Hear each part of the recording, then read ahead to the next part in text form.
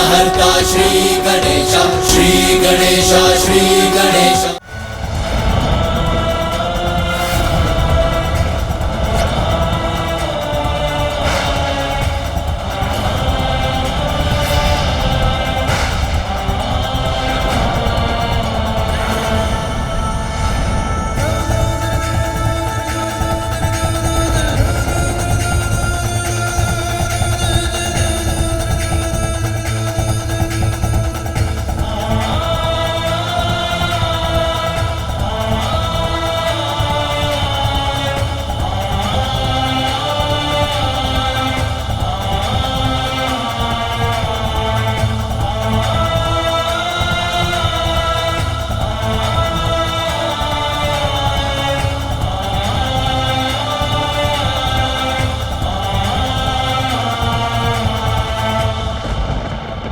तुम्हारा अपराधी मैं हूं पार्वती।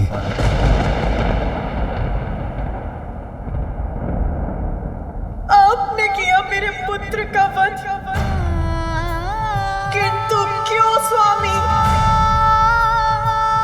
ऐसा क्या अपराध किया था उस बालक ने? उत्तर दीजिए।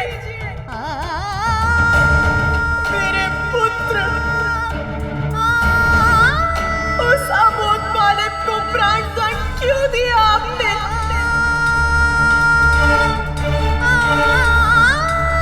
मैंने कुछ पूछा है आपसे, उत्तर दीजिए। मां कर दे पुत्र की मृत्यु का कारण समझाने पर भी कहां समझ सकेगा मां। और तुमसे क्या कहूं, दुखद सत्य तो यह है कि इसके शीश को इसके धड़ से विलग कर इसके प्राण हरने वाला मेरा ही त्रिशूल था। वो बालक जिसका जन्म अभी ही हुआ था, जिसने संसार को जाना तक नहीं था, उसका इतना भयंकर अंत हुआ मेरे ही स्वामी के इस तीक्ष्ण त्रिशूल से। इतना कष्ट हुआ होगा उसे, उसका प्राणांत हो गया।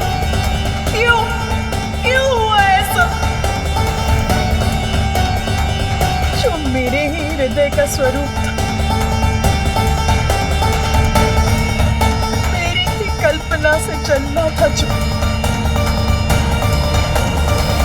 मेरी ही आज्ञा का पालन कर रहा था, उसके किस दोष के लिए ऐसा भीषण दंड दिया आपने उसे? उसके शीश को कैसे विलग किया आपने?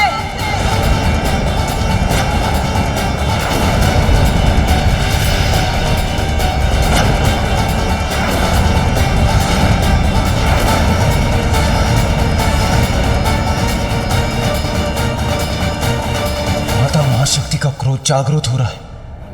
माता कुपित हो कदाचित हमें भयंकर दंड देंगी।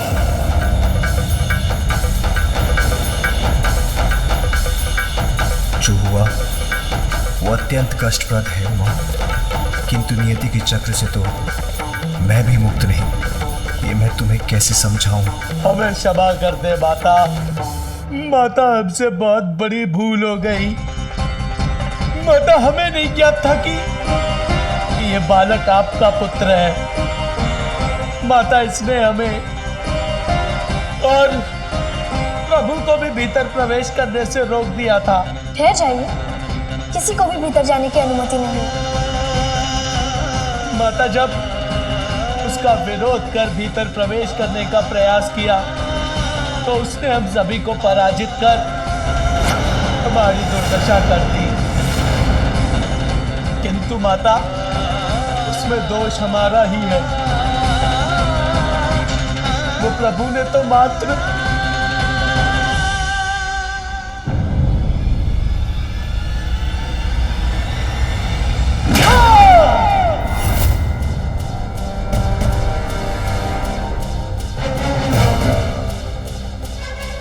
ऐसा रोष जागृत हुआ है माता महाशक्ति का कि उन्होंने नंदी को आकाश के अनंत विस्तार में भेज दिया।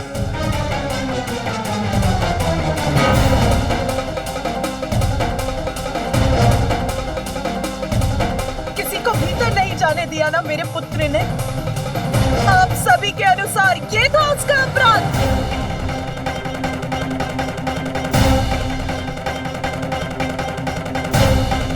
माता के आदेश का पालन करना आपकी दृष्टि में अपराध कब से हो गया देवराज? मैंने अपने पुत्र को आदेश दिया था कि वो किसी को भीतर ना आने दे। बताइए मुझे, उत्तर दीजिए। क्या पूर्ण निष्ठा और समर्पण से एक पुत्र का माता की आज्ञा का पालन करना अनुचित है? इसके लिए तो उसे पुरस्कृत करना चाहिए था। और आप सभी ने उसे दंडित करने की स्थिति उत्पन्न कर दी। बिना तथ्य और सत्य जाने आप सभी उससे युद्ध कर उसे उत्तेजित करते रहे। तनिक धैर्य भी नहीं रखा गया आप सभी से।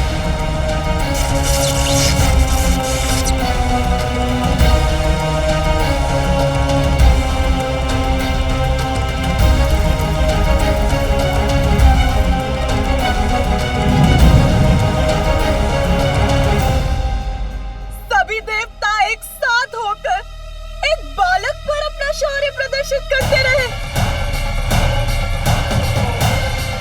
मेरे पुत्र को अपने प्राण देकर अपनी माता की आज्ञा का पालन करने के लिए विवश कर दिया आप सभी ने। क्यों किया ऐसा?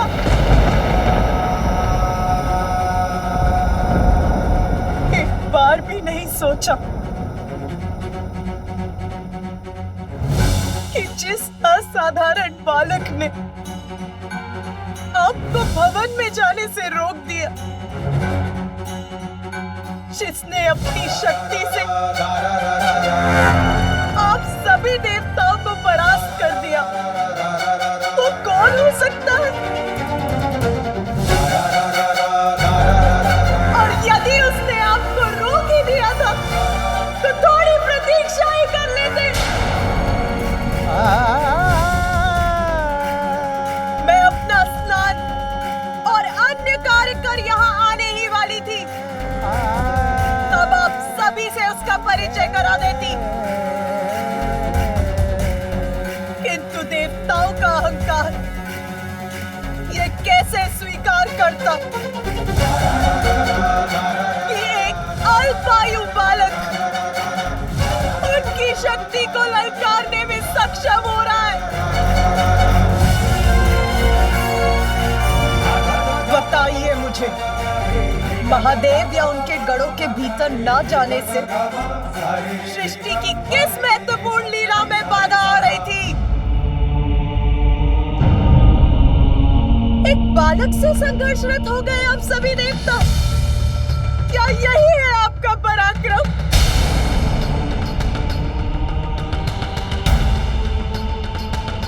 एक बालक से, मात्र एक बालक से क्या हानि पहुंचाई थी उसने किसी को?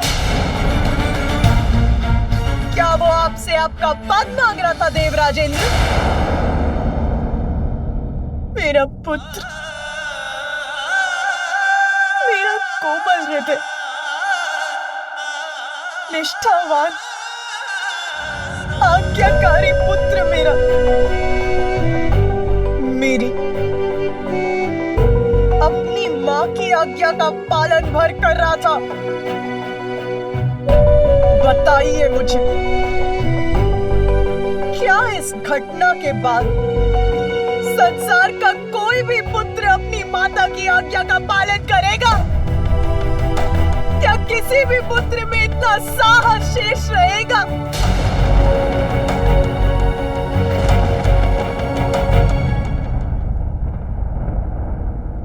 आपको ज्ञात है मैंने पुत्र प्राप्ति के लिए कितनी प्रतीक्षा की है। कितने समय से पुत्र प्राप्ति की प्रबल इच्छा रही है मेरे हृदय में। इसका तनिक भी अनुमान है आपको कि पुत्र प्राप्ति का वरदान प्राप्त करने के लिए मैंने कितने कष्ट सहे हैं? बताइए, है ज्ञात आपको?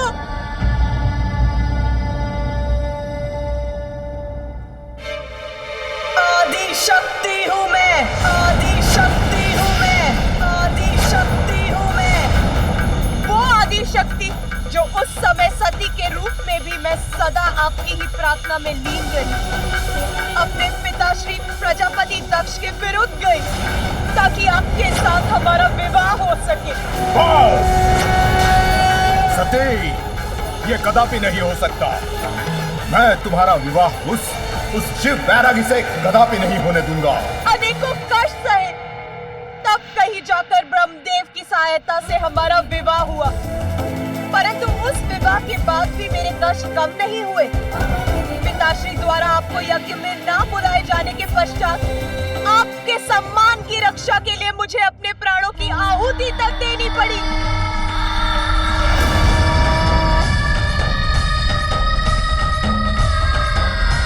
सती का अंत अवश्य हुआ, किंतु उसकी इच्छा पूर्ण रही। इसीलिए मैंने पुनः जन्म लेकर आपको मनाने के लिए वर्षों तक तप किए, ताकि इस बार मेरे पुत्र प्राप्ति की इच्छा पूर्ण हो सके। किंतु आप वर्षों तक समाधि में लीन रहे, आपको तो इसका आभास तक नहीं था। किसी प्रकार पुनः आपसे विवाह हुआ और वर्षों पश्चात जब पुत्र प्राप्ति की कामना की तो देवता अपने अपने संकट लेकर आ पहुंचे। हमें आश्वस्त कीजिए हे दयानिधान कि आपके और माता पार्वती के संयोग से कभी भी कोई भी संतान जन्म नहीं लेगी। मेरे प्रथम पुत्र को आपने उनके कार्यों में लगा दिया, मैंने कुछ नहीं कहा। मैंने द्वितीय पुत्र के लिए पुनः कठोर पुण्य व्रत किया। मुझे एक ऐसी संतान का वरदान दीजिए त्रिमूर्ति के समक्ष गुण हो सके। तथास्तु। पुत्र पाकर एक मां पुनः प्रफुल्लित हुई तो आप सबके साथ मिलकर स्वयं मेरे स्वामी ने इतनी निष्ठुरता के साथ मेरे पुत्र का वध कर दिया।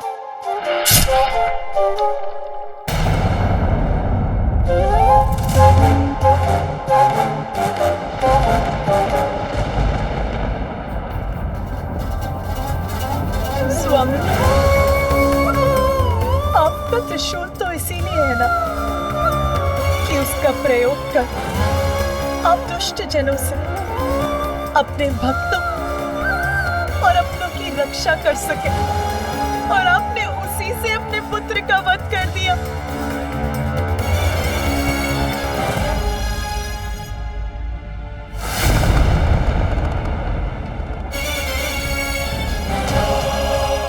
मुझे बताइए महादेव, क्या शीश विलक करने के सिवाय आप कुछ और भी कर सकते हैं?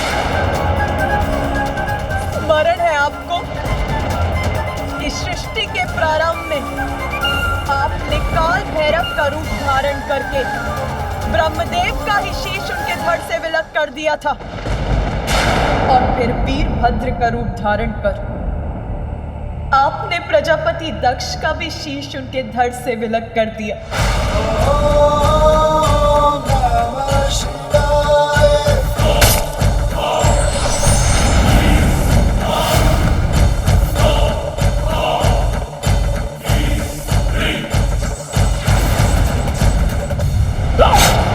किंतु इस बार तो आप सभी सीमाएं लांघ गए। आपके जिस पुत्र को आपका स्नेह प्राप्त होना चाहिए था, आपने उसी पुत्र का शीश उसके शरीर से विलक कर दिया।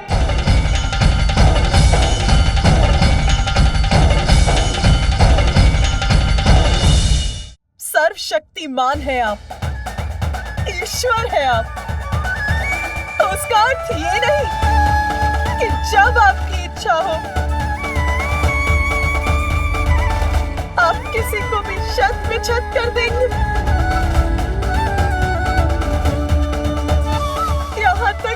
अपने पुत्र को भी,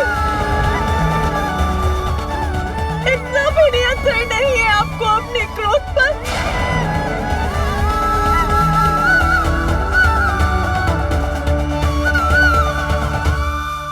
मुझे मेरा पुत्र पुनः चाहिए।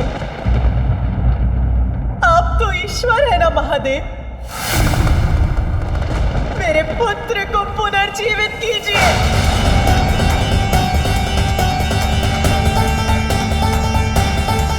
उससे पुनः उठकर मुझे मां कहने के लिए कहिए।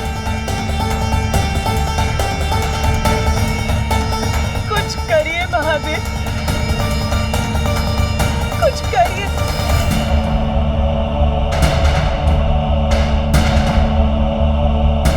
अन्यथा मैं भी अपना नियंत्रण खो दूंगी।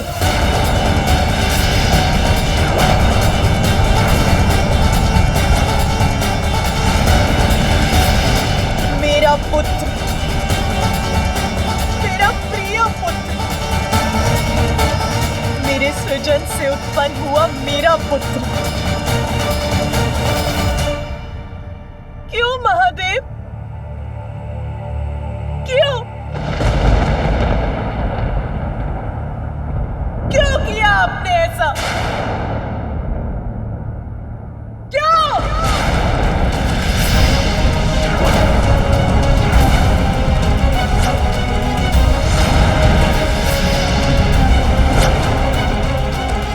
देवी पार्वती का क्रोध अपने चरम पर है और अगर उन्होंने प्रचंड रूप धारण कर लिया तो अनर्थ हो जाएगा।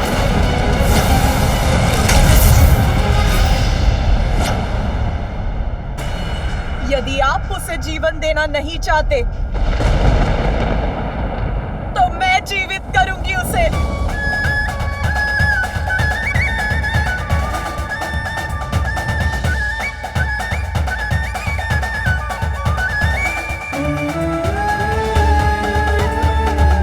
मैंने ही उसका सृजन कर उसे जीवन दिया है, तो मैं ही उसे पुनर्जीवित करूंगी।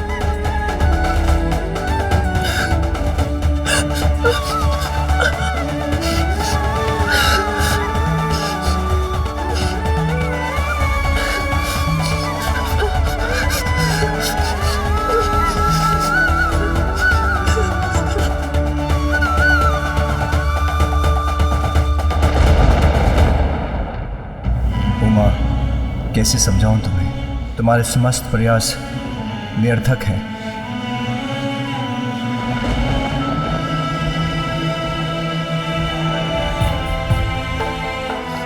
ये क्या हो रहा है? इसका शेष क्यों नहीं बना पा रही हूं मैं? उसे जीवन क्यों नहीं दे पा रही हूं मैं?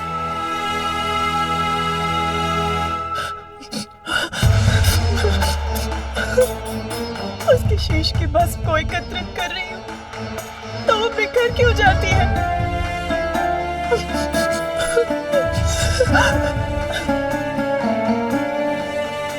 रुक जाओ उमा, तुम्हारा प्रयास व्यर्थ है। उसकी मां हूं मैं, मेरा प्रयास व्यर्थ कैसे हो सकता है? ये शीश मेरे त्रिशूल के प्रहार से भस्म हुआ है और मेरे त्रिशूल से भस्म होकर कोई पुनः जीवित नहीं हो सकता। इसका शीश सदा के लिए नष्ट हो चुका है।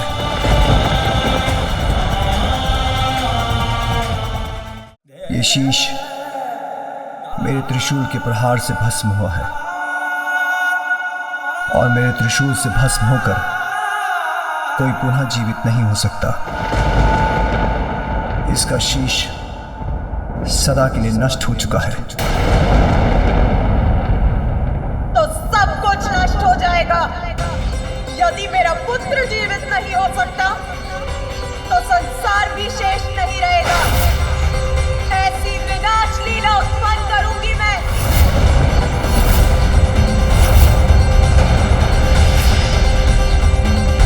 आप सभी नारी को क्या समझते हैं?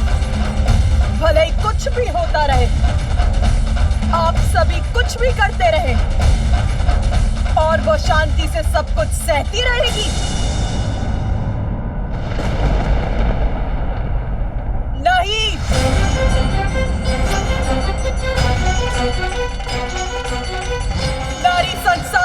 जन्म दे सकती है तो उसको मिटा भी सकती है।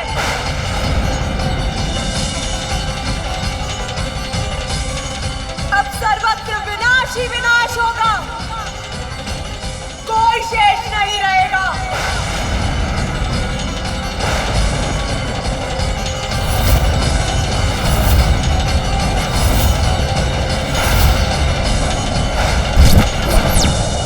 महादेव, देवी पार्वती का उग्र होना संसार के लिए उचित नहीं है, उन्हें रोकिए।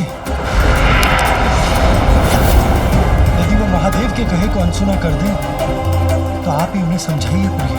अब समझने की आवश्यकता देवताओं को है स्वामी, जिनकी दृष्टि में पार्वती पुत्र का कोई महत्व नहीं था। इस संहार लीला में मैं भी देवी पार्वती के साथ हूँ।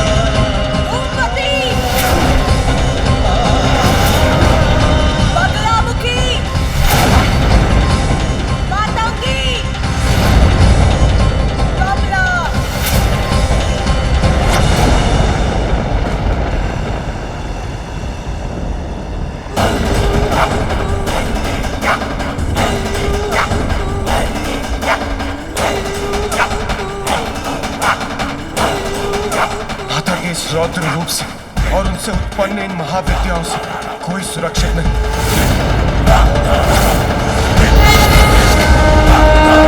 मैं केवल कैलाश ही नहीं, समस्त ब्रह्मांड में जहां जहां भी देव है उनका भी नाश कर दूंगी, संहार करूंगी मैं, संहार।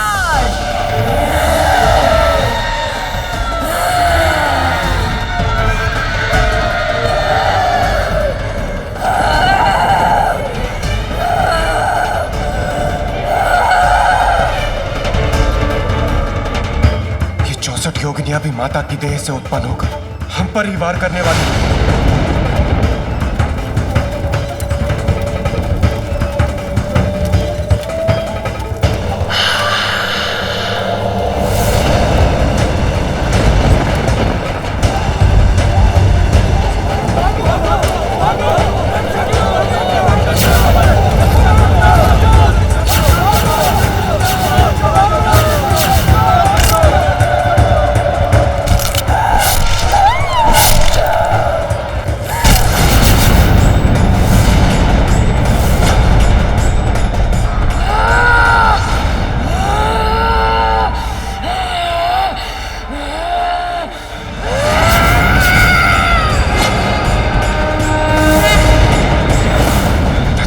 जैसे माता से उत्पन्न ये 64 योगिनियां और 10 महाविद्या अब हम देवताओं का विनाश करने के लिए हमारी ओर बढ़ रही हैं। अवश्य दंड दूंगी मैं तुम सभी को तुम्हारे इस कृत्य के लिए। मेरा भीषणकारी क्रोध सभी देवताओं का अस्तित्व मिटा देगा। मेरी क्रोधाग्नि भस्म कर देगी तुम्हें। कोई शेष नहीं रहेगा। सबका संहार करूंगी मैं।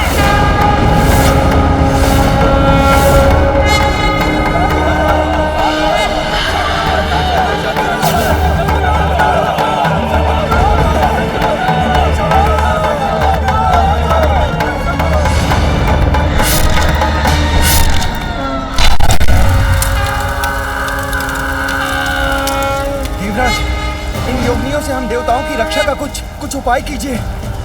सभी देवताओं को बंधक बना लिया इन 10 महाविद्याओं ने और 64 योगिनियां भी उनका साथ देने के लिए तत्पर है। मुझे ज्ञात नहीं अब कैसा विनाश होगा। के समान है माता आदिशक्ति का रोष। जब तक शांत है तब तक ये अपनी संहारक शक्ति को अपने भीतर समाये रखता है, और हाँ, जब बढ़ता है तो चारों दिशाओं में संहार करता है।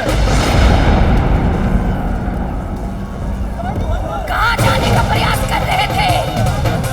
देवी दुर्गा का स्पष्ट आदेश है, आज कोई भी देवता यहाँ से जीवित नहीं जा सकता।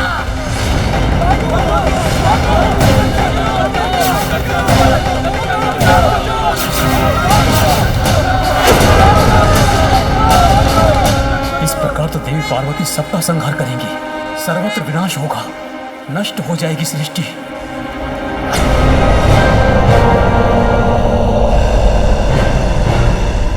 अब सभी देवगण फैल जाइए, एक दूसरे से दूर रहिए और अपनी रक्षा के लिए अपने अस्त्रों का प्रयोग कीजिए।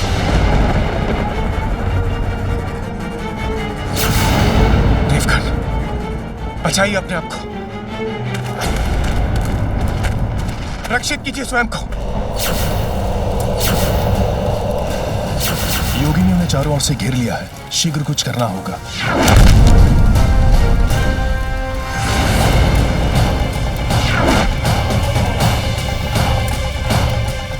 आश्चर्य, मेरे प्रहार का इन पर कोई प्रभाव नहीं हो रहा।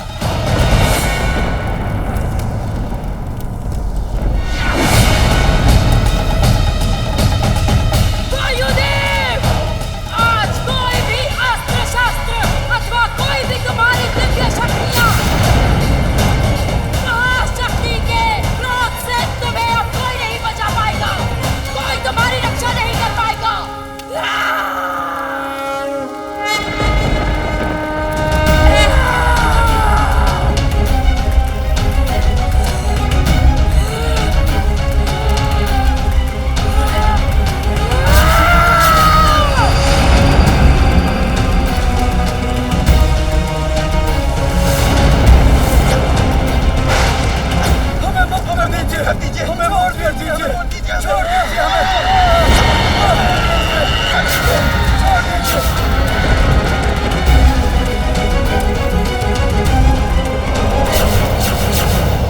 अग्निदेव, कहाँ भागने का प्रयास कर रहे हो? रुको और अपना दंड स्वीकार करो। मुझे पकड़ने की चेष्टा मत कीजिए। मेरी अग्नि सुरक्षा कवच को भेदने का प्रयास किया तो आप भस्म हो जाएंगी।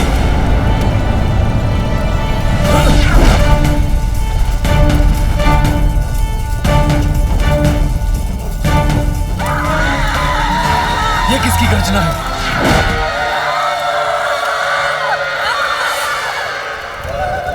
देवी तारा, अपने विकराल रूप में। अग्निदेव, उससे अपने बचाव कैसे करेंगे आप?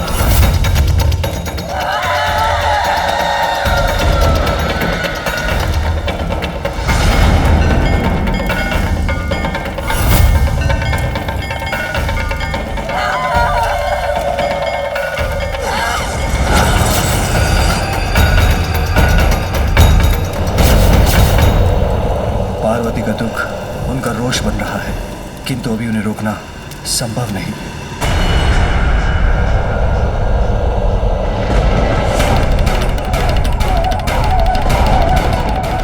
देवी भुवनेश्वरी और देवी कमला अपने हाथों से जिस प्रचंड ऊर्जा को उत्पन्न कर रही है, उससे तो यहाँ उपस्थित कोई देवता नहीं बचेगा।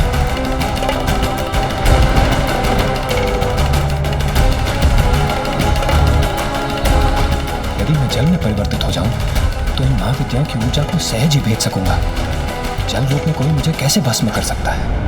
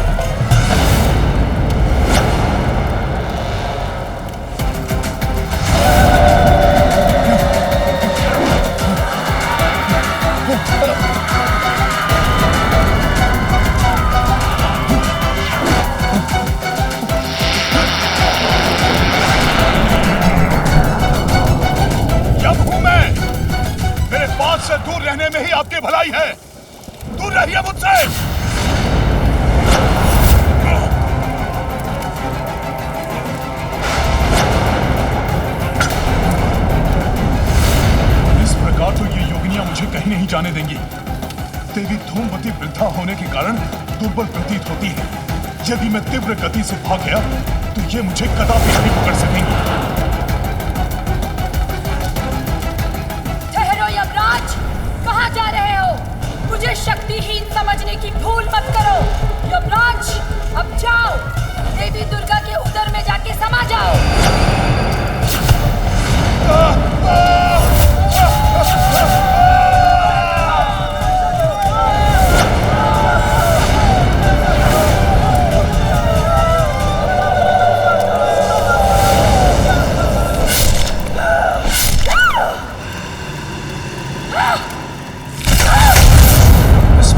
समस्त देवताओं का विनाश हो जाएगा और मैं देवराज होते हुए ये नहीं देख सकता। मुझे कुछ करना होगा।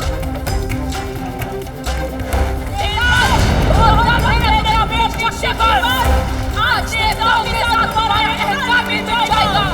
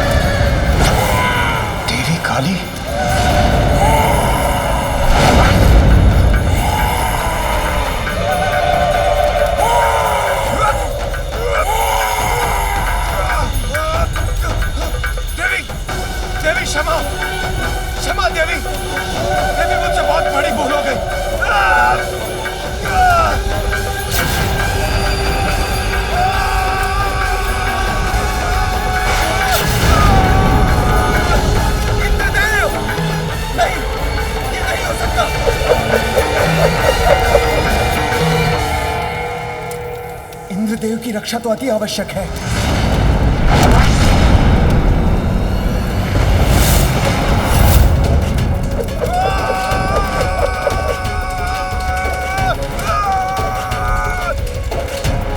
इंद्रदेव की रक्षा से पूर्व तुम अपनी रक्षा का विचार करो सूर्यदेव।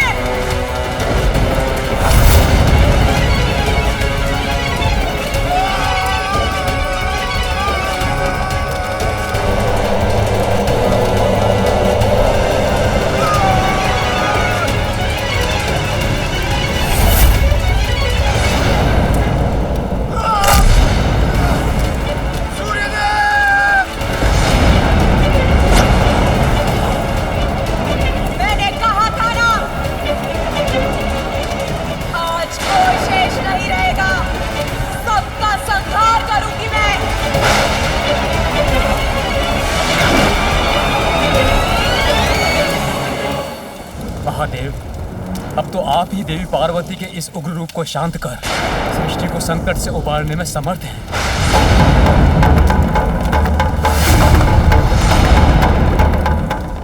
महादेव शीघ्र कुछ कीजिए, अन्यथा देवी पार्वती सर्वत्र प्रलय की स्थिति उत्पन्न कर देंगी। मैं तो प्रतीक्षा ही कर रहा था कि देवी पार्वती के भीतर का रोष बाहर आ जाएगा तो वो स्वतः शांत हो जाएंगी, किंतु उसके विपरीत उनका रोष तो बढ़ता ही जा रहा है। उनकी इस विनाश लीला को शांत कर उन्हें रोकना ही होगा। मेरे पुत्र का वध त्रिशूल से किया था ना आपने?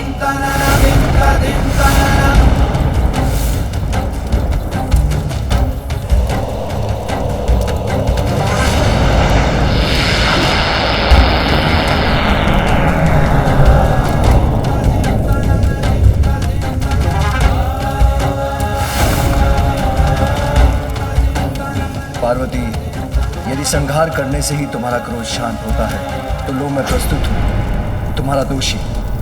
मुझे निगल कर मेरा संहार करो देवी।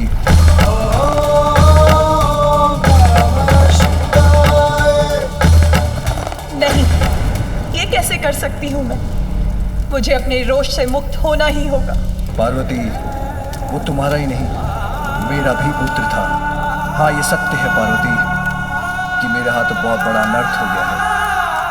पिता के हाथ तो पुत्र का हाथ थामकर उसे संसार में चलना सिखाते हैं, उसका मार्गदर्शन करते हैं, और यहाँ मेरे ही हाथों मेरे पुत्र का वध हो गया।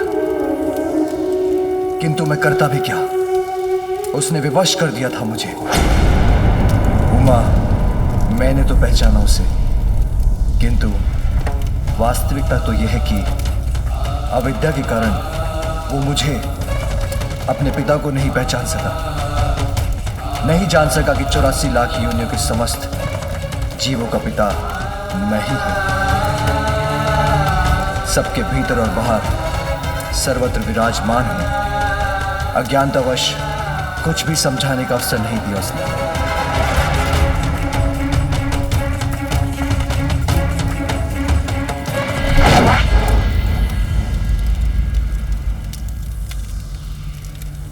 तुमने उसे जन्म तो दिया पार्वती, किंतु उचित संस्कार देने का अवसर नहीं मिला तुम्हें। इसलिए उससे अत्यधिक अहंकार था जिसे मिटाना अनिवार्य था। जैसे ब्रह्मदेव के शीश के साथ उनके अहंकार को भंग करना और प्रजापति दक्ष में समाये अहंकार का नाश आवश्यक था, उसी प्रकार हमारे अहंकारी पुत्र के अहंकार को नष्ट ही किया है मैंने। सत्य है पार्वती, सब जीवन का स्रोत भी मैं हूं, किंतु जीवन प्राप्त करने के बाद सभी अपनी इच्छा अनुसार अपने कर्मों का चुनाव करने के लिए स्वतंत्र हैं। हमारे पुत्र ने जिन कर्मों का चुनाव किया उसका परिणाम यही था, वही भुगतना पड़ा उसे। स्वामी, वो ब्रह्मदेव या प्रजापति दक्ष नहीं था, एक अपरिपक्व बालक मात्र था जिसका जन्म तक कुछ ही समय पूर्व हुआ था। कुछ ज्ञान प्राप्त करने का अवसर ही कहाँ प्राप्त हुआ उसे।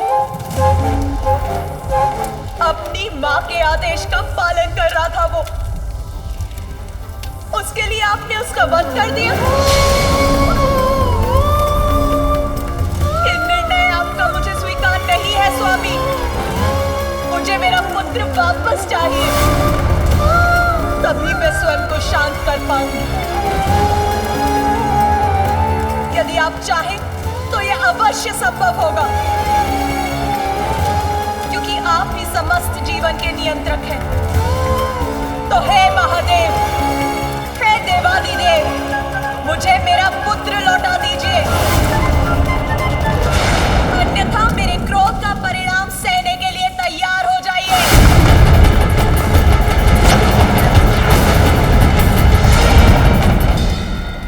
मुझे मेरा पुत्र लौटा दीजिए, अन्यथा मेरे क्रोध का परिणाम सहने के लिए तैयार हो जाइए।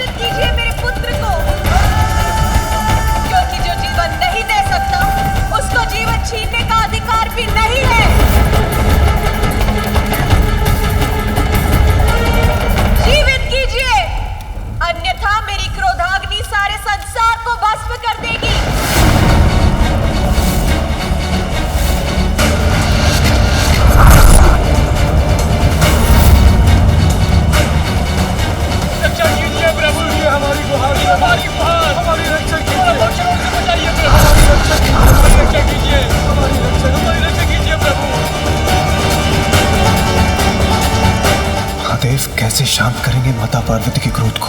कहीं कहीं इस बार मैं उनका लक्ष्य न बन जाऊं। शांत हो जाओ देवी पार्वती, तुम्हें तुम्हारा पुत्र अवश्य प्राप्त होगा।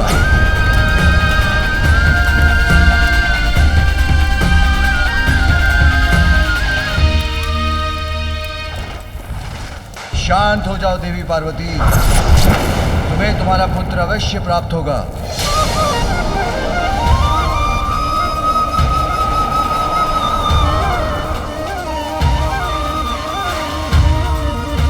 इसलिए नहीं कि तुम संहार कर रही हो, किंतु इसलिए कि पुत्र प्राप्ति की तुम्हारी कामना अत्यंत प्रबल है। क्योंकि तुमसे पूछे बिना मैंने देवताओं को वरदान दिया था, क्योंकि पुत्र प्राप्ति के लिए तुमने इतना कठोर व्रत कर श्री हरि से सुंदर पुत्र पाने का वरदान प्राप्त किया था। इन सब कारणों से मैं तुम्हें तुम्हारा पुत्र अवश्य दूंगा। ऐसा पुत्र जो असाधारण होगा, दिव्य होगा, सबसे भिन्न और अहंकार रहित होगा। मेरे वचन व्यर्थ नहीं होंगे पार्वती, इसलिए अब शांत हो जाओ महेश्वरी।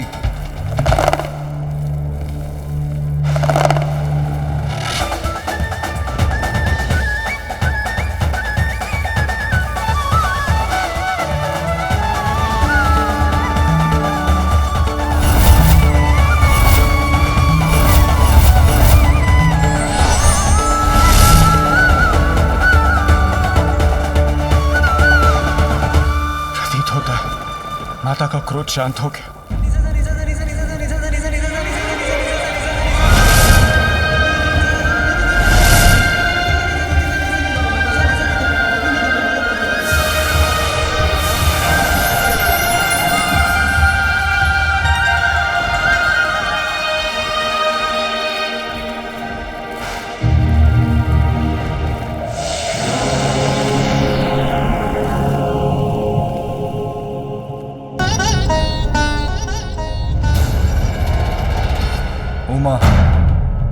देवी पार्वती, अपने आप को संभालिए।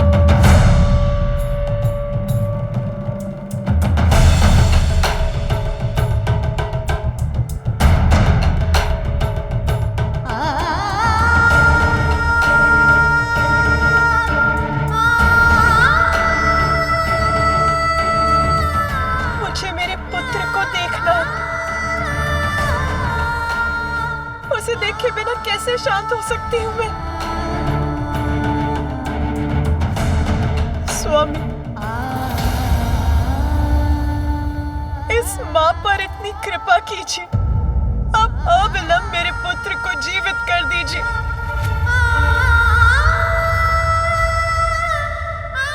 अभी तो मैंने उसका अन्नप्राशन भी नहीं किया। मुझे उस पर अपनी स्नेह वर्षा करनी है, उसे अपने हाथों से खिलाना है, दुलारना है, उस पर अपनी ममता उड़ेलनी है। मैं आपसे विनती करती हूँ प्रभु, आप अपना वचन पूर्ण कीजिए, जीवित कर दीजिए मेरे पुत्र को, जीवित कर दीजिए। देवी, इसमें महादेव का कोई दोष नहीं, ये सब मेरे ही कारण हुआ है।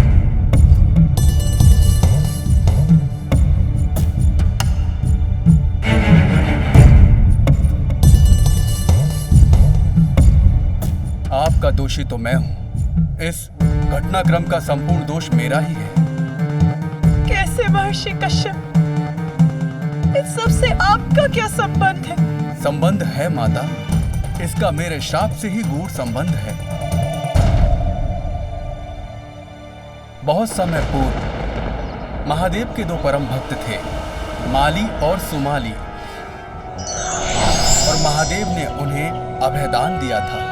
वत्स, मैं तुम दोनों की भक्ति और तप से अत्यंत प्रसन्न हूं और तुम्हें अभयदान देता हूं। दिगंबराय तस्मै नकाराय नमः शिवाय। इसके पश्चात एक बार माली और सोमाली का सूर्यदेव के साथ युद्ध हुआ, जिस युद्ध में सूर्यदेव उनका वध करने के लिए तैयार हो गए।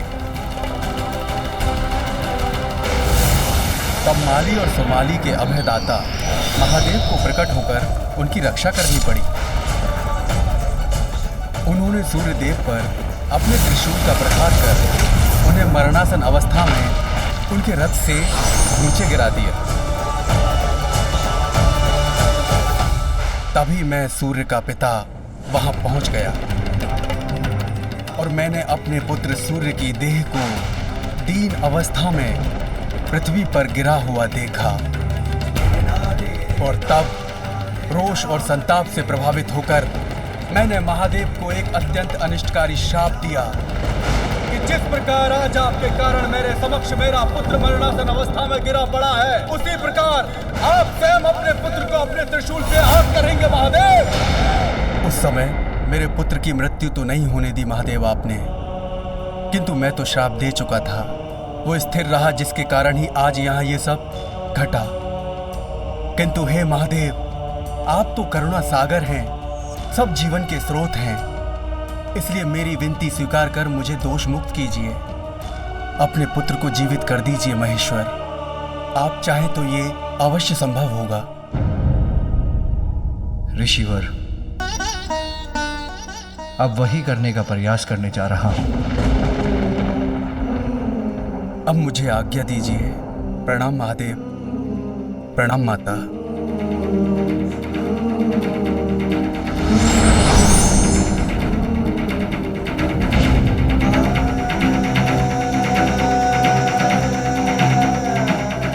देवगण, मेरे पुत्र, इस बालक के पार्थिव शरीर को मानसरोवर के पावन जल से धोकर वहां उस गुफा के भीतर रख दीजिए।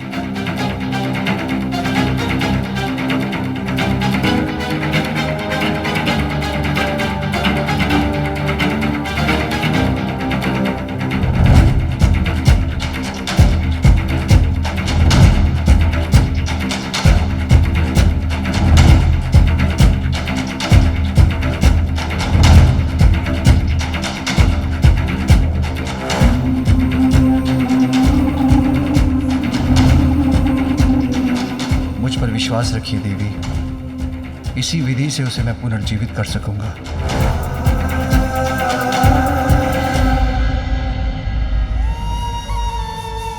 क्या हुआ माँ? आपके मुख पर ये चिंता कैसी? मुझे बताइए माँ, अपनी चिंता का कारण। इस संसार में मैं आपकी सभी चिंताओं को हरने ही तो आया हूँ। माँ का आंचल ही मेरा संपूर्ण संसार है।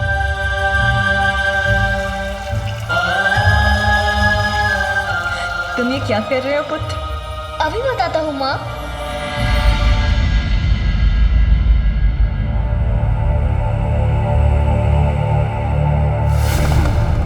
नहीं, अब और नहीं सह सकूंगी मैं। मेरे पुत्र को पुनर्जीवित कीजिए नाथ।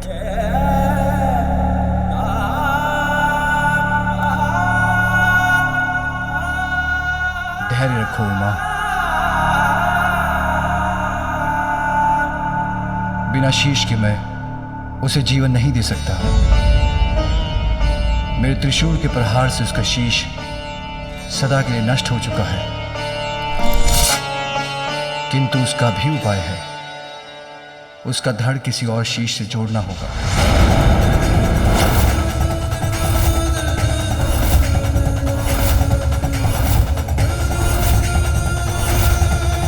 तब मैं अपने पुत्र को पुनर्जीवित कर सकूंगा। क्या किसी और का शीश जोड़ा जाएगा मेरे पुत्र के धड़ पर? किसका शीश होगा वो?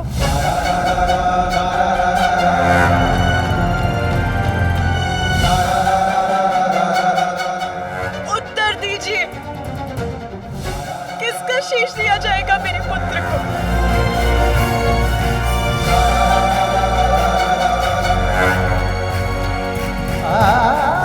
मैंने तुम्हें वचन दिया है उमा, मैं तुम्हारे पुत्र को पुनर्जीवित करूंगा। इसीलिए विश्वास रखो जो होगा उचित ही होगा। किंतु स्वामी, उसे तो किसी और का शीश धारण करना होगा। किसी और का शीश हम कहां से लेकर आएंगे प्रभु? देवतागण, आप सभी उत्तर दिशा की ओर जाएं। उस दिशा में सर्वप्रथम जो भी नवजात शिशु आपको दिखाई दे, जिसका जन्म कुछ समय पूर्व हुआ हो, उसका शीश ले आए। वही शीश इस बालक का शीश बनेगा।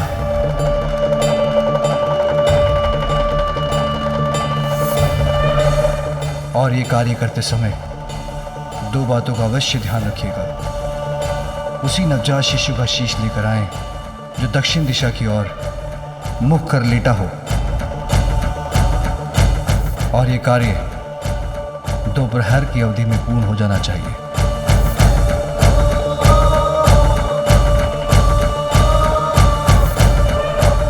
अन्यथा मैं अपने पुत्र को पुनर्जीवित करने में अक्षम बचूंगा।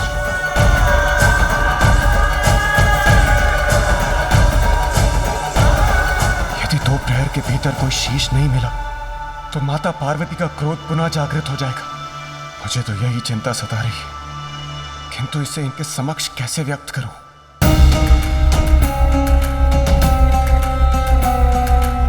मात्र 2 प्रहर, बस इतना ही अवकाश है मेरे पुत्र के लिए शीश प्राप्त कर उसे पुनर्जीवित करने का। हम प्रयास तो कर सकते हैं इंद्रदेव, पर 2 प्रहर तो बहुत छोटी अवधि है। सूर्यदेव, ये महादेव की आज्ञा है। हमें उन पर विश्वास कर अति शीघ्र अपनी यात्रा प्रारंभ करनी चाहिए और अविलंब उत्तर दिशा की ओर प्रस्थान करना चाहिए। रुकिए इंद्रदेव, मैं भी आप लोगों की सहायता के लिए आप सबके साथ चलता हूं।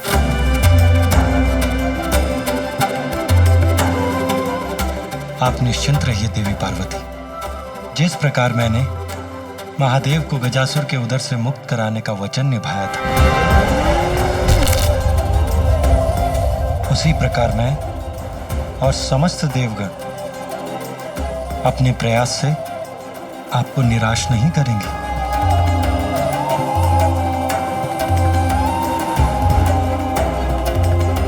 आपके इन वचनों से मुझे आश्वस्त करने के लिए अनेकों धन्यवाद भ्राताश्री।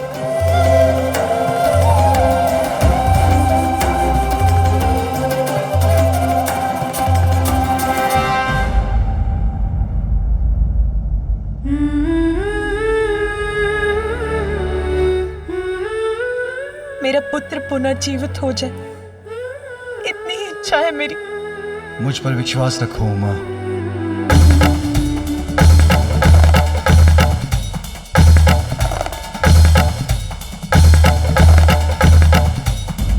मैं यही हूँ पुत्र, तुम्हारे समीप,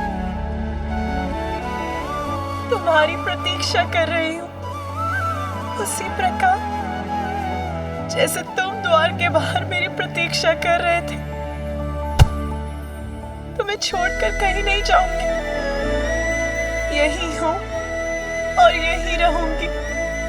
बस अब तुम शीघ्र आ जाओ पुत्र, शीघ्र आ जाओ।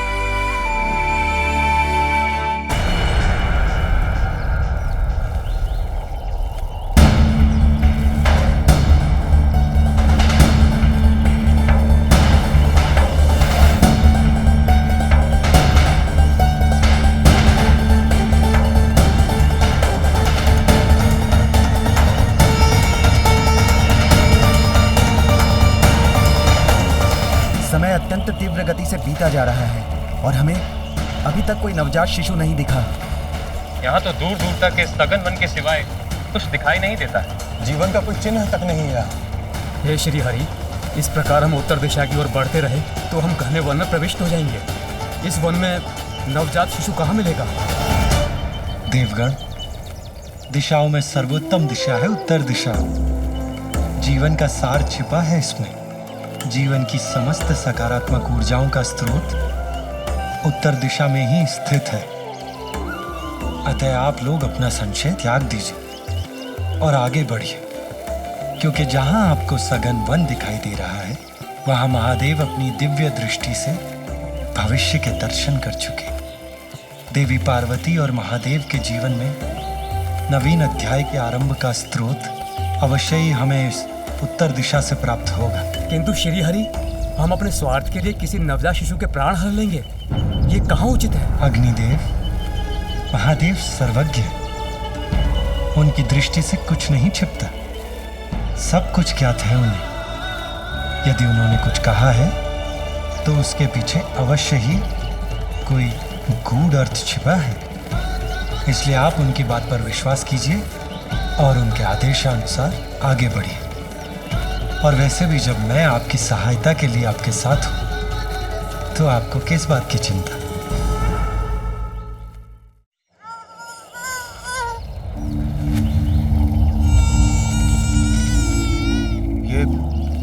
ये शिशु क्रंदन का स्वर उस ओर से आ रहा है।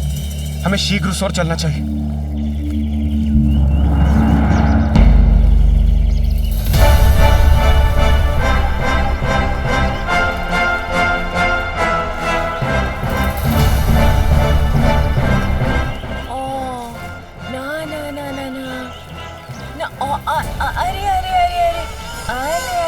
बच्चा, अले अले अले अले अले अले अले, शांत हो जा मेरा लाल, रोते नहीं।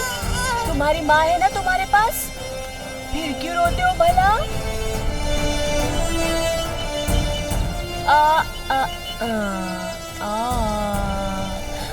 चुप हो जा, चुप हो जा।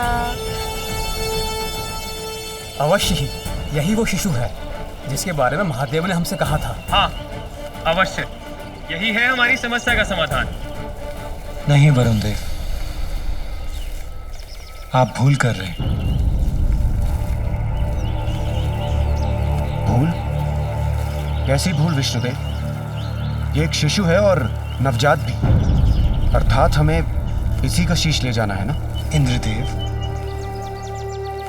ये शिशु नवजात अवश्य है, परंतु महादेव ने हमें स्पष्ट कहा था उसी नवजात शिशु का शीश लेकर आए जो दक्षिण दिशा की ओर मुख कर लेटा हो, और इस बालक का मुख पश्चिम दिशा की ओर है।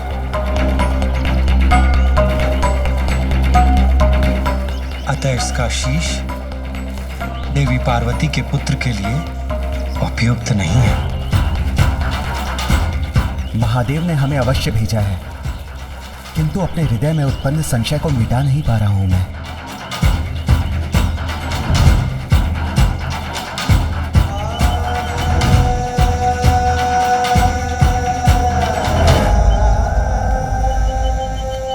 देवगण, इस शिशु को निहारने से कोई लाभ नहीं। एक प्रहर बीत चुका है, हमें शीघ्रता कर दूसरा शिशु ढूंढना होगा।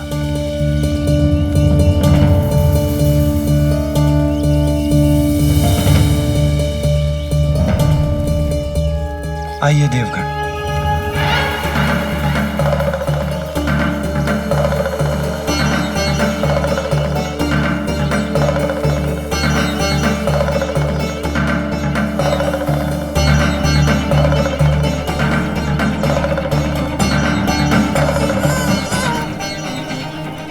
यहाँ कोई है, अवश्य है।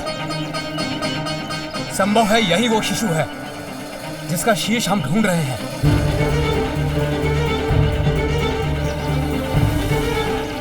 अग्निदेव को कुछ आभास हुआ है, हमें उनकी बात सुननी चाहिए। इस ओर आइए प्रभु।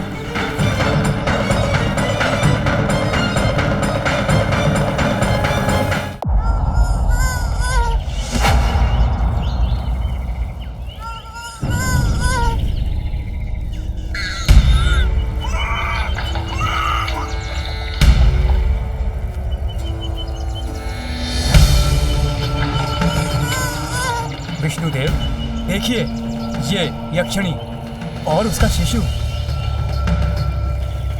और कितना सुंदर है। माता पार्वती भी इसे देखकर अत्यंत प्रसन्न होंगी। आप सभी उत्तर दिशा की ओर जाएं। उस दिशा में सर्वप्रथम जो भी नवजात शिशु आपको दिखाई दे, जिसका जन्म कुछ समय पूर्व हुआ हो, उसका शीश ले आए।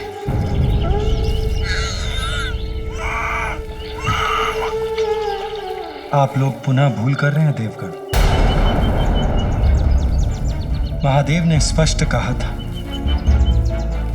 कि हमें किसी नवजात शिशु का शीश ढूंढना है, किंतु ये यक्ष शिशु नवजात नहीं है। इसकी आयु 1 वर्ष के समीप है।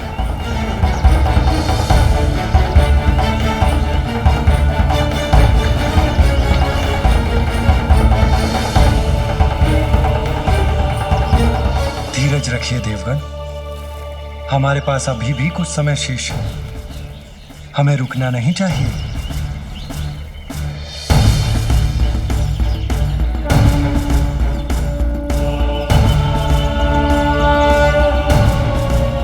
आइए देवगण, आगे बढ़ते हैं।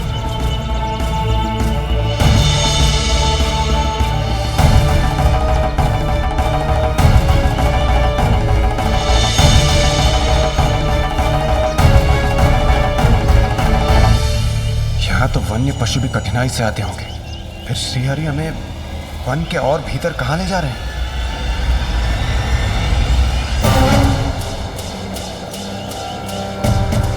प्रभु श्रीहरि के साथ होते हुए भी मन में शंका उत्पन्न हो रही है। क्या हम किसी शिशु का शीश ढूंढ भी सकेंगे? यहाँ कहाँ मिलेगा कोई शिशु हमें?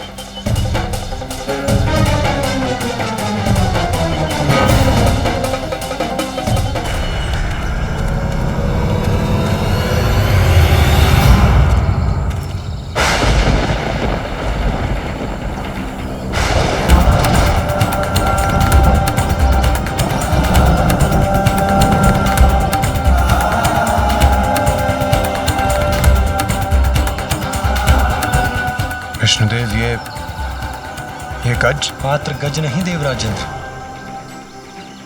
एक नवजात गज। प्रभु, ये क्या कह रहे हैं आप? इस गज शिशु का शीश ही माता पार्वती के पुत्र का शीश होगा? ये कैसे संभव है प्रभु? स्मरण कीजिए देवगण, महादेव ने ये तो नहीं कहा था कि हमें मानव शिशु का शीश ले जाना ही अनिवार्य है। महादेव के कथन के अनुसार सर्वप्रथम जो भी नवजात शिशु दक्षिण दिशा की ओर मुख करके लेटा अथवा बैठा हो, उस शिशु का शीश लेकर जाना है हमें। और ये गज शिशु नवजात भी है और इसका मुख दक्षिण दिशा की ओर भी।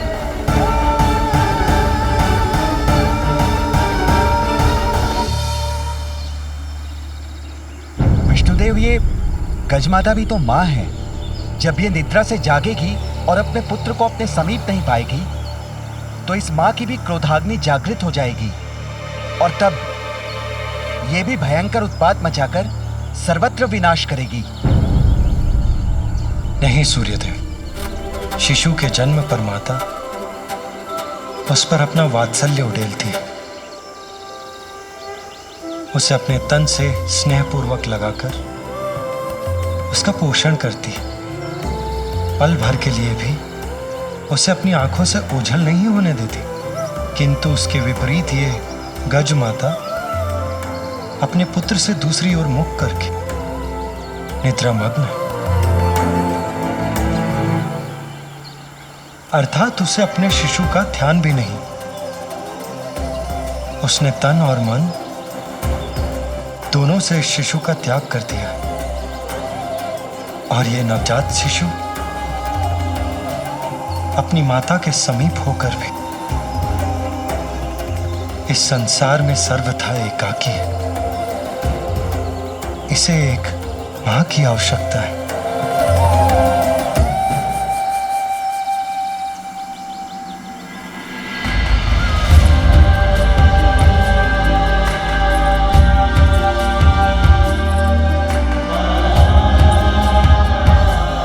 और वहां एक अन्य मां अपने पुत्र के लिए व्याकुल है।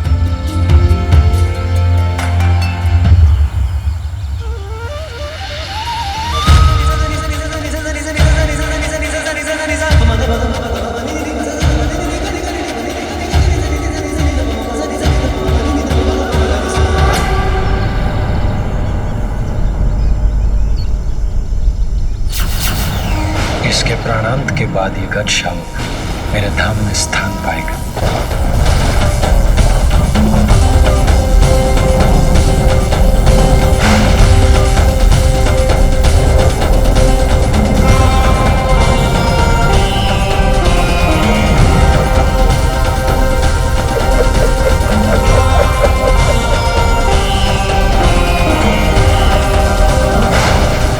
किसका है और कौन है जो इस शिशु को बांधने यहां तक पहुंच गया?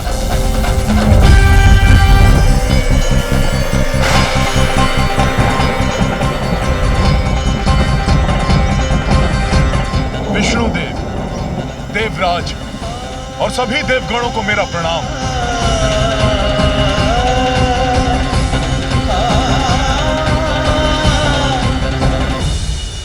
प्रणाम यमराज, किंतु आप और यहां, आपके यहां आने का क्या प्रयोजन है? देवराज, मैं यहां अपना कर्तव्य निभाने, इस गज शिशु को मृत्यु प्रदान करने आया हूं। किंतु यमराज, महादेव ने तो हमें आदेश दिया है कि दक्षिण की ओर जिस नवजात शिशु का मुख हो, उसका शीश हम उनके पास पहुंचा दें, जिसके अनुसार ये गज शिशु उनके लिए सर्वथा उपयुक्त होगा। यही तो महादेव की लीला है। इस गज शिशु को मात्र 1 दिवस की अल्पायु प्राप्त है। यमराज इसे मृत्यु देकर और हम इसका शीश लेने एक साथ यहां पहुंचे। अर्थात महादेव की ये इच्छा नहीं है कि हम किसी शिशु की आयु छीनकर उनके पुत्र को शीश प्रदान करें। जब इस गज शिशु की मृत्यु होने ही वाली है, तो हमारे द्वारा इसका शीश ले जाने में कुछ भी अनुचित कहाँ है? इसे ही कहते हैं परमात्मा का न्याय।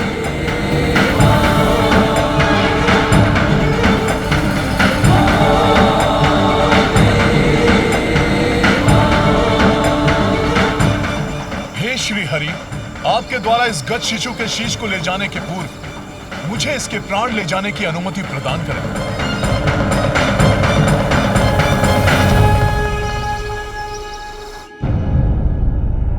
कितना समय बीत गया और मेरा पुत्र अभी भी निष्प्राण है। स्वामी,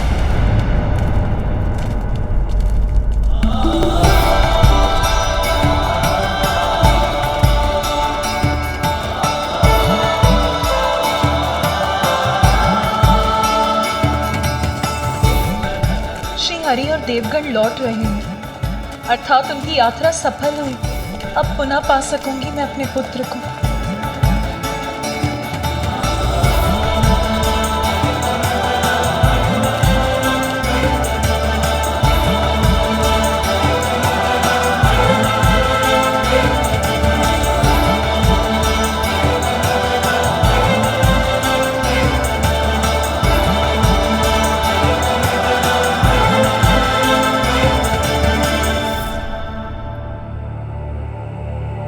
वो शीश कहाँ है जो श्री हरि और देवगण अपने साथ लाए हैं? अब तो वही शीश मेरे पुत्र का शीश होगा।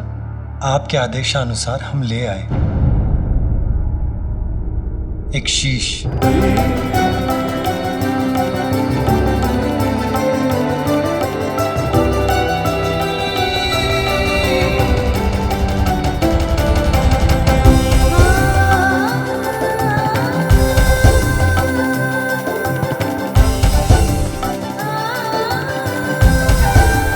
सूर्यदेव इस शीश को लेकर उस गुफा के भीतर जाएं, जहां हमारे पुत्र का पार्थिव शरीर स्थित है।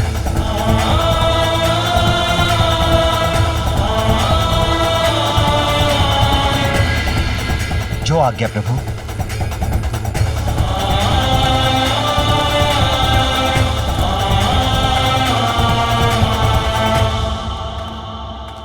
प्रभु, मुझे अभी भी एक शंका है। हम नवजात शिशु का शीश तो ले ही आए, किंतु उसे आपके और माता पार्वती के पुत्र के धड़ से कौन जोड़ेगा प्रभु? इंद्रदेव, देवराज होने के नाते इस प्रश्न का उत्तर तो आपको भी ज्ञात होना चाहिए। ये कार्य अश्विनी कुमार करेंगे देवराज। आपको तो ज्ञात ही है, वो अत्यंत निपुण शल्य चिकित्सक हैं। क्यों, उचित कह रहा हूं ना मैं? जी प्रभु। देवराज इंद्र को तो अवश्य ज्ञात होगा जब अश्विनी कुमारों ने ऋषि दधंग का शीश उनके धड़ से विलग करके उसे पुनः उनकी देह से जोड़ दिया था। ऋषि दधंग को ब्रह्म विद्या का गूढ़ ज्ञान प्राप्त था। ये वो वैदिक विद्या है जिससे देवता देवत्व के चरम तक पहुंच सकते हैं। देवराज इंद्र ने उनसे यही विद्या सीखने का प्रयास किया। मैं देवराज इंद्र हूँ और मैं यहाँ आपसे ब्रह्म विद्या सीखने आया हूँ, इसलिए ये विद्या मुझे सिखाने की कृपा करें। देवराज, ये विद्या तो केवल उन्हें ही सिखाई जा सकती है जो किसी भी अवस्था में इसका कोई दुरुपयोग ना करे।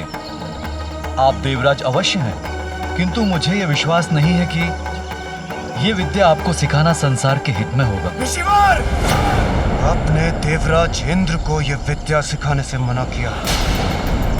अगर यह विद्या मुझे प्राप्त नहीं हो सकती तो किसी और को भी नहीं दी जा सकती। याद रहे, यदि आपने अपने इस मुख से अपनी यह विद्या किसी और को सिखाई तो उसका भीषण परिणाम झेलने के लिए तैयार हो जाइए। मैं आपके शीश को आपके देह से विलग कर दूंगा। किंतु ऋषि दधंग ने इस विद्या को देवराज को देने से मना कर दिया। किंतु उसके कुछ समय पश्चात ही अश्विनी कुमार ऋषि दधंग से ब्रह्म विद्या सीखने के लिए पहुंचे।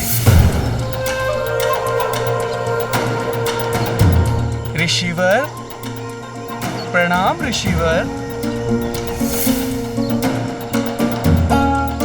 ऋषिवर, हम अश्विनी कुमार आपसे ब्रह्म विद्या सीखने के लिए आए हैं। इस विद्या का ज्ञान हमें हमारे कार्य में और कुशल बना देगा। यदि आपने अपने इस मुख से अपनी यह विद्या किसी और को सिखाई तो उसका भीषण परिणाम झेलने के लिए तैयार हो जाइए। मैं आपके शीश को आपके देह से विलग कर दूंगा। देवराज की चेतावनी को मुझे इन्हें संकेत द्वारा ही बताना होगा। आप किसी भी प्रकार की चिंता ना करें। हम शल्य चिकित्सा में इतने निपुण हैं कि शरीर से विलग कोई भी अंग को जोड़ने का सामर्थ्य रखते हैं। इस प्रकार ऋषिवर अपने मुख से अश्विनी कुमारों को ब्रह्म विद्या का ज्ञान नहीं देंगे, और यदि देवराज इंद्र कुपित होकर उनका शीश विलग करते भी हैं तो वो मात्र। किंतु देवराज इंद्र को इसकी सूचना प्राप्त हो गई और वो इससे अत्यंत कुपित हो उठे कि उनकी चेतावनी के बाद भी ऋषि दधंग ने अश्विनी कुमारों को ब्रह्म विद्या सिखाने का साहस किया। ऋषि दधंग!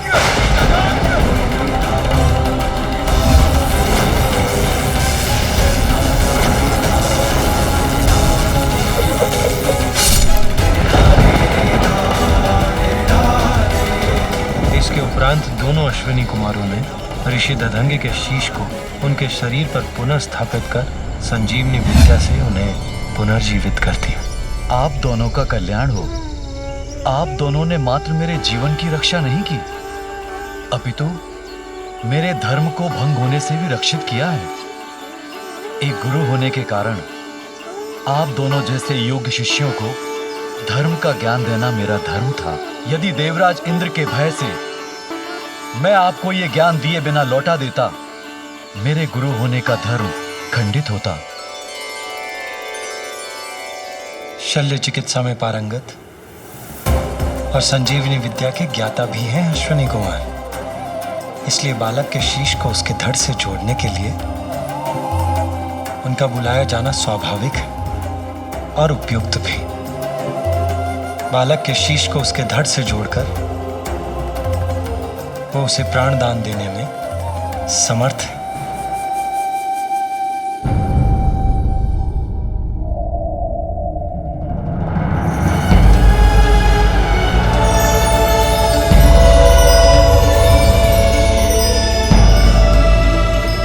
प्रणाम प्रणाम त्रिदेव।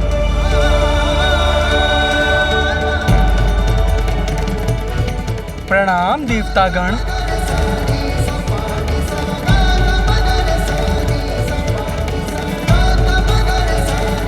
अश्विनी कुमार, मेरे कहने पर विष्णुदेव, इंद्रदेव एवं अन्य देव एक नवजात शिशु का शीश लेकर आए हैं।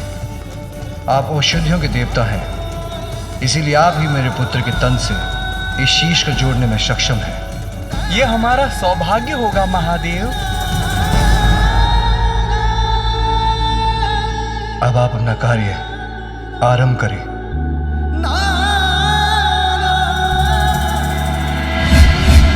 देवगण,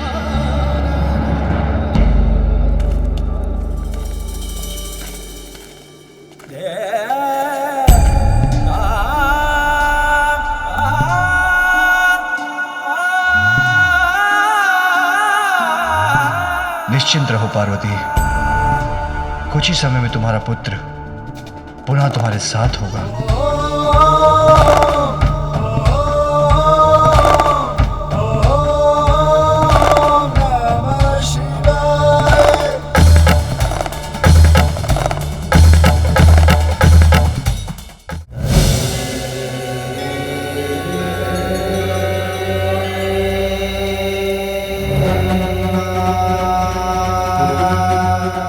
महादेव, हम शीश को तो बालक के शरीर से जोड़ देंगे, किंतु इनकी मृत्यु आपके त्रिशूल के प्रहार से हुई थी, इसलिए हम इन्हें जीवन प्रदान नहीं कर सकेंगे। इन्हें प्राण देकर पुनर्जीवित तो आप ही कर सकते हैं प्रभु।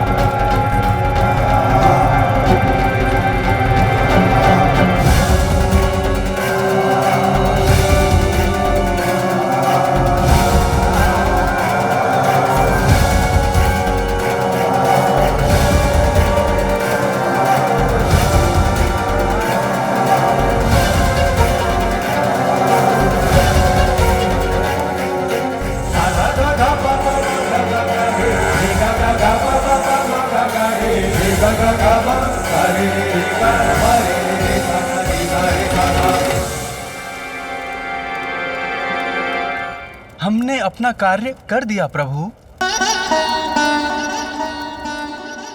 अब मैं बहुत विचलित हो रही हूं। मैं अपनी दिव्य दृष्टि से भीतर देख सकती हूं, किंतु स्वयं देखने पर मैं अत्यंत व्याकुल ना हो जाऊं। देवी सरस्वती, क्या आप मुझे देखकर बता सकती हैं कि वहां क्या हो रहा है?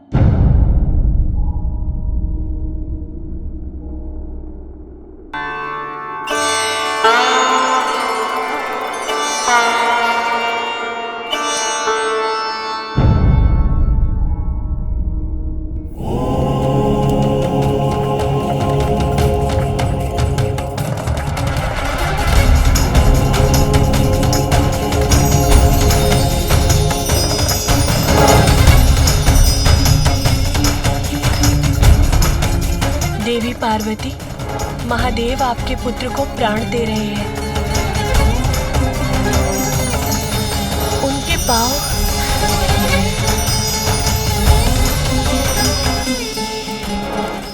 और अब का उदर जीवन से स्पंदित हो रहा है।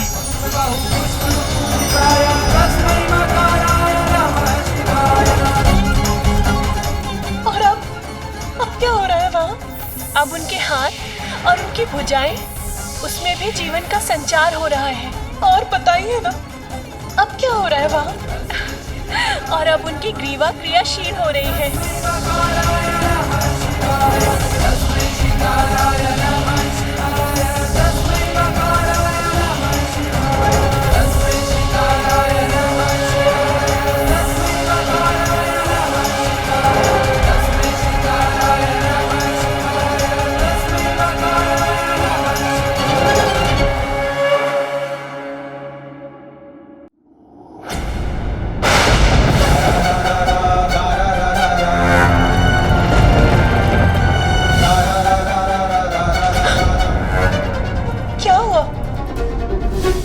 आपने अपनी दिव्य दृष्टि क्यों हटा ली?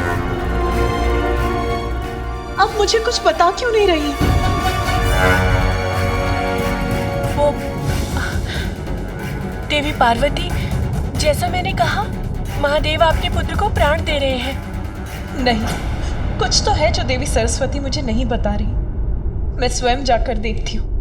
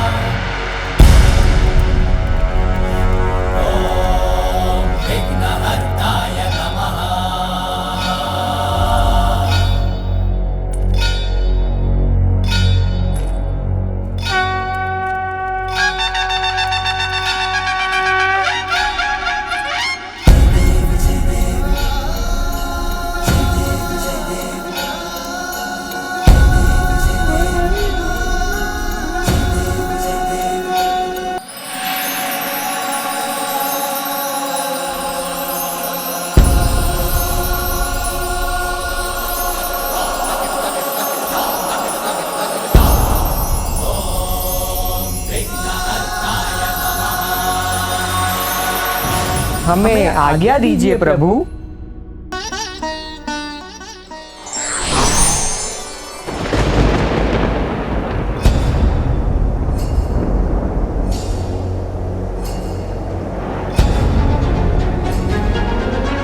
ज्ञात नहीं पार्वती की क्या प्रतिक्रिया होगी जब वो अपने पुत्र को इस नवीन शीश के साथ देखेगी।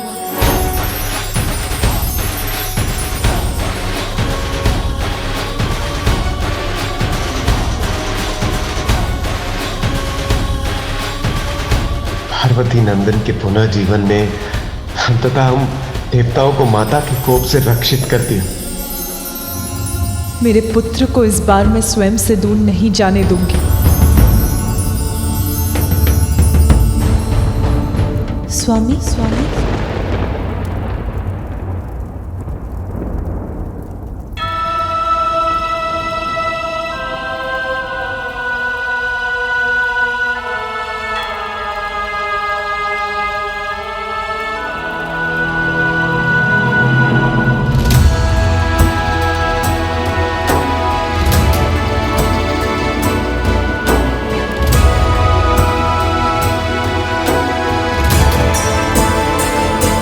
आशा करता हूँ कि देवी पार्वती की पीड़ा समाप्त हो जाएगी।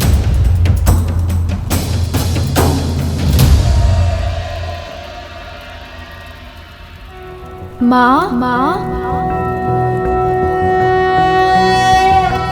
ओम नमस्ते गणपते त्वमेव प्रत्यक्षं तत्त्वमसि त्वमेव केवलं कर्तासि त्वमेव केवलं धर्तासि त्वमेव केवलं हर्तासि त्वमेव सर्वं कल्विन्दं ब्रह्मासि।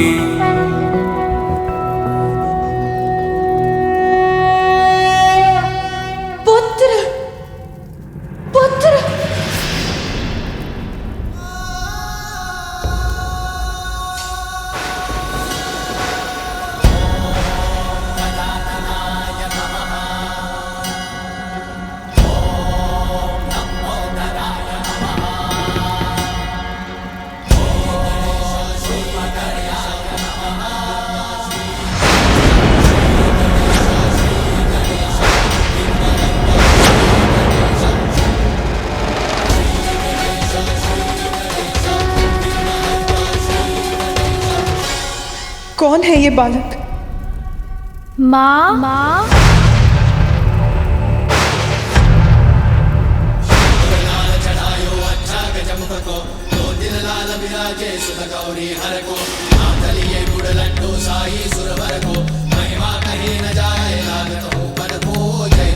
ये कौन विचित्र गजमुख बालक है जो मुझे माँ कहकर पुकार रहा है?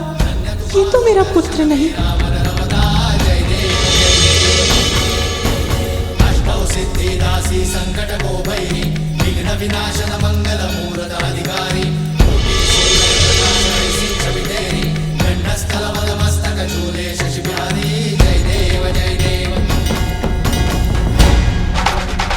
मेरे पुत्र का सुंदर मुखड़ा तो मेरे हृदय में बसा है, जिसे मैंने ही अपनी कल्पना से बनाया था। फिर ये बालक कौन है?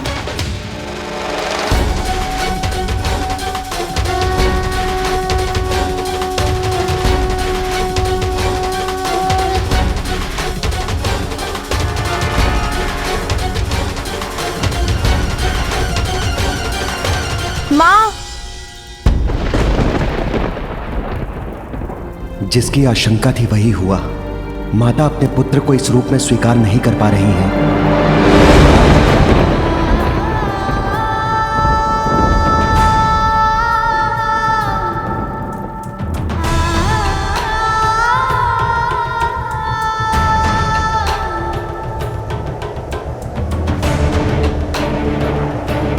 देवी पार्वती इस प्रकार लौट क्यों गई? क्या हो गया है उन्हें?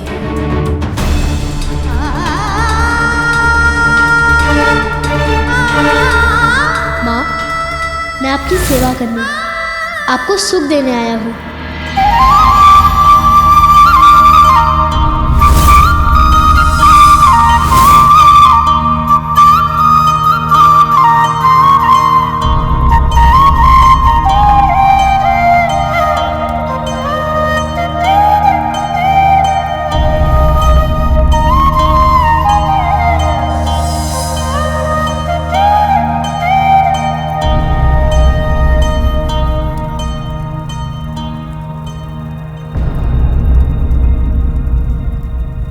स्वामी,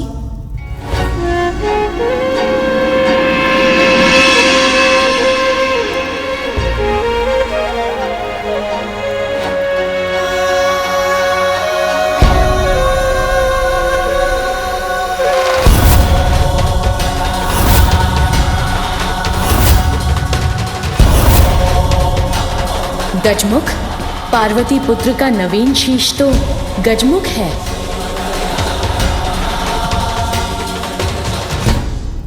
नहीं नहीं, ये अवश्य स्वामी की कोई लीला है।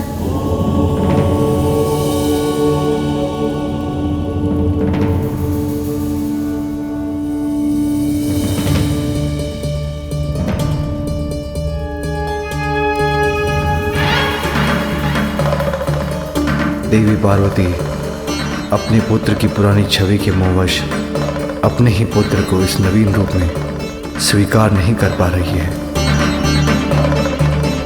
किंतु अपनी मां के मुंह फेरने से इसके कोमल हृदय को आहत होने से बचाना होगा। पुत्र, तुम कुशल तो हो ना?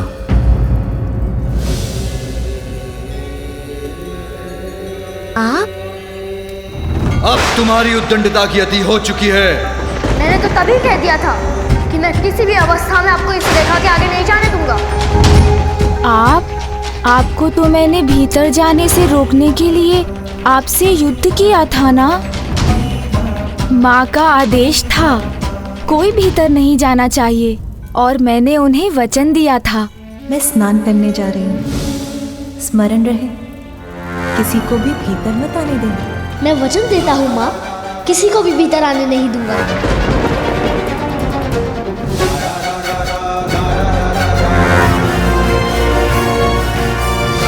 मैंने अपना वचन निभाया माँ। मैंने इन सभी को बहुत समझाया, किंतु ये तो अपने हठ पर अड़े थे। मैंने जो रेखा खींची थी उसे पार कर भीतर जाने के इन्होंने अनेकों प्रयास किए, किंतु मैंने किसी को भी भीतर जाने नहीं दिया।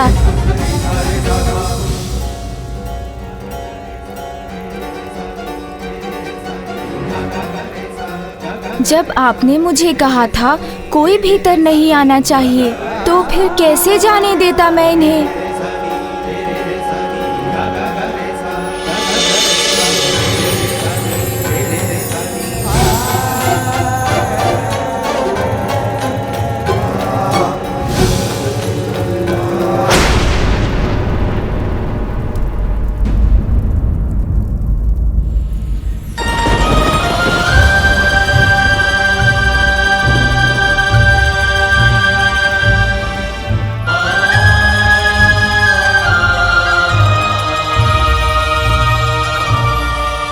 कैसे मान लूं कि यही बालक मेरा वो पुत्र जिसे मैं स्नान के पूर्व बाहर छोड़कर गई थी।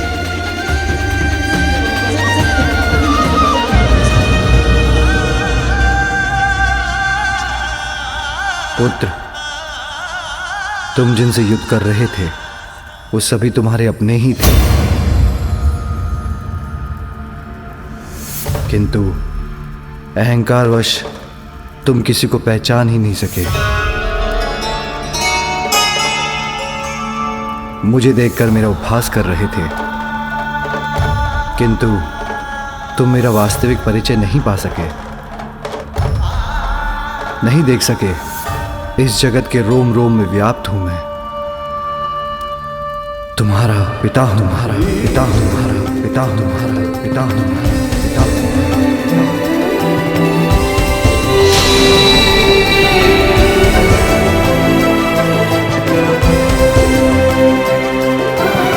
मेरे पिता? आप हैं मेरे पिता?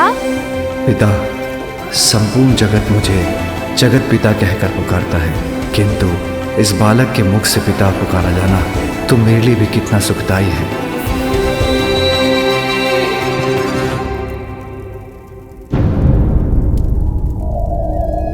प्रणाम पिताश्री। आयुष्मान भव।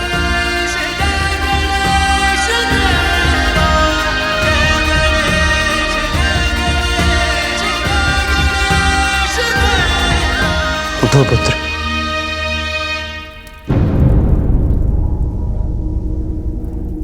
आप ही मेरे पिता हैं कि आपने मुझे तब क्यों नहीं बताया पिताश्री? पुत्र, तुमने मुझे कुछ कहने का अवसर दिया ही कहा। अपनी माँ के प्रति तुम्हारी भक्ति देखकर मैं बहुत प्रसन्न हूँ, किंतु मैं तुम्हारी माँ का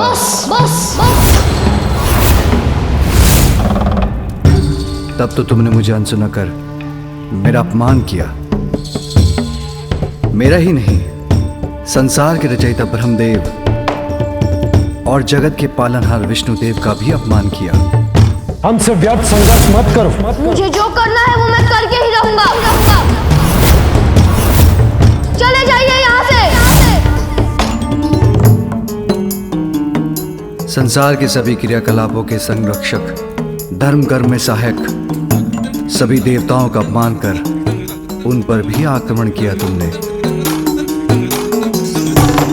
इंद्रदेव, वायुदेव, अग्निदेव, कुबेर, वरुण देव, सूर्यदेव, यमराज, नागराज, वासुकी, इन सभी पर अपनी माता से प्राप्त शक्ति का दुरुपयोग किया तुमने।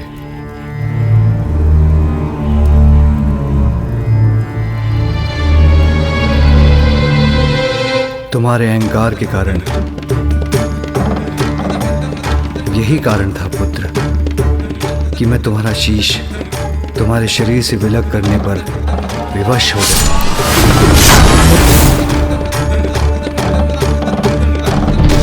और अब तुम्हें एक नवीन शीश प्राप्त हुआ है। नवीन शीश?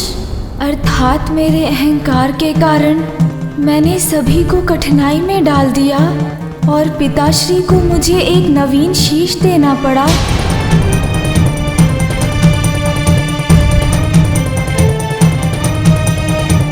पिताश्री, मुझसे बहुत बड़ी भूल हुई। मुझे ऐसी उद्दंडता नहीं करनी चाहिए थी।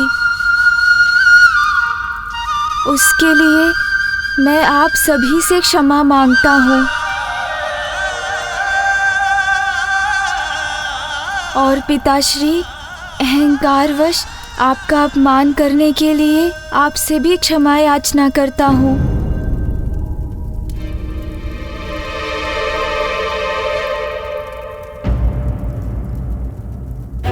तो क्या इसलिए माँ मुझसे इतनी कुपित है? माँ की दी हुई शक्ति से पिताश्री के मान को ठेस पहुँचाने की उद्दंडता जो कर बैठा। किंतु माँ देखिए ना, अब तो मैं उद्दंड भी नहीं रहा, अपना अहंकार भी त्याग दिया मैंने, और जो भूल मैंने की उसके लिए सभी से क्षमा याचना भी कर ली। अब आप भी मुझे क्षमा।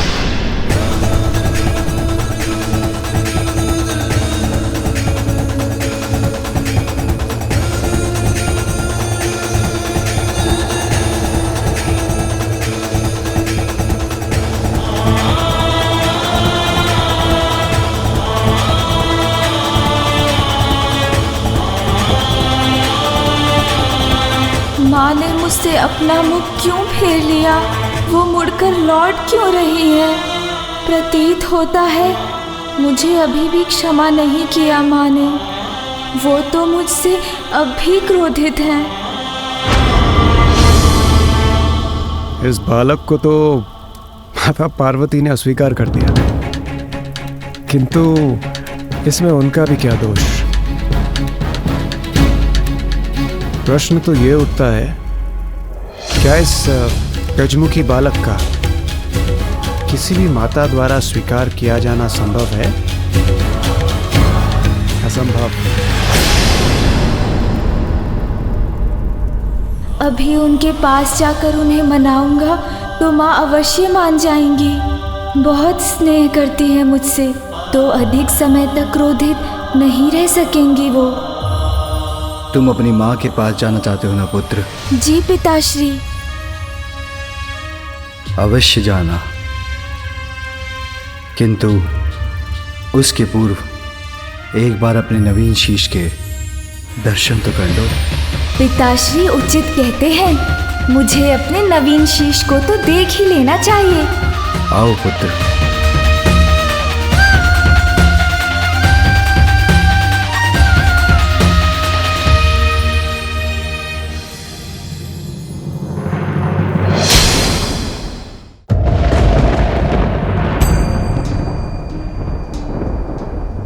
इस सरोवर के जल में अपना प्रतिबिंब देख लो। आगे बढ़ो।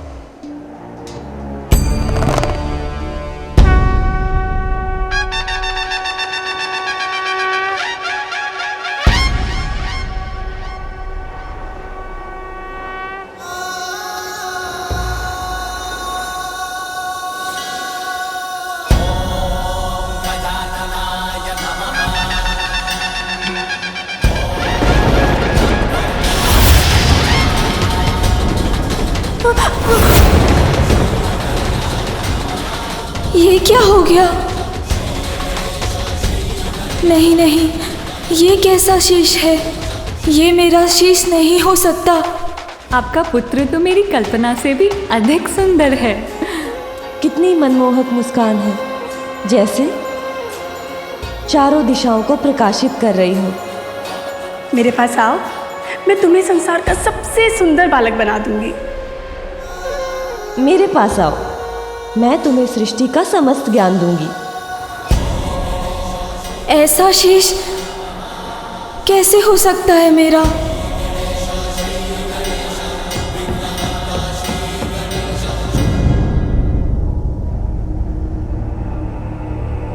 मेरा ये मुख पृष्ठ, मेरे ये बड़े बड़े कान और ये सूंड तो गज धारण करते हैं ना पिताश्री। मेरा ये सुंदर शीश गज के शीश में कैसे परिवर्तित हो गया पिताश्री? पुत्र, मेरा त्रिशूल अहंकार का नाश करने में कोई भेद नहीं करता। तुम्हारे मस्तिष्क पर अहंकार हावी हो गया था। वस्त्र के स्थान पर पशु चर्म से अपना तन ढकते हैं। रहने के लिए कोई घर नहीं, नाम पूछो तो कहते हैं सभी नाम मेरे हैं। अब ऐसी बात करने वाले को बहरूपिया नहीं तो और क्या कहूँ, और क्या कहूँ, और क्या कहूँ, और क्या कहूँ। जिसे नष्ट करने के लिए मेरे त्रिशूल ने तुम्हारे शीश को तुम्हारे तन से विलग कर दिया, और जिसे मेरा त्रिशूल भस्म कर दे उसे पुनः नहीं जोड़ा जा सकता। किंतु तुम्हारी मां ने तुम्हें पाने के लिए इतना त्याग किया था, इतनी कठोर तपस्या के बाद विष्णुदेव से वरदान प्राप्त कर तुम्हें जीवन दिया था। विष्णुदेव के वरदान की मर्यादा के लिए तुम्हारी मां की पुत्र प्राप्ति की प्रबल इच्छा को साकार बनाने के लिए और भविष्य में तुम्हारे द्वारा होने वाले जगत कल्याण के लिए तुम्हें दूसरा शीश देकर पुनर्जीवित तो करना ही था पुत्र।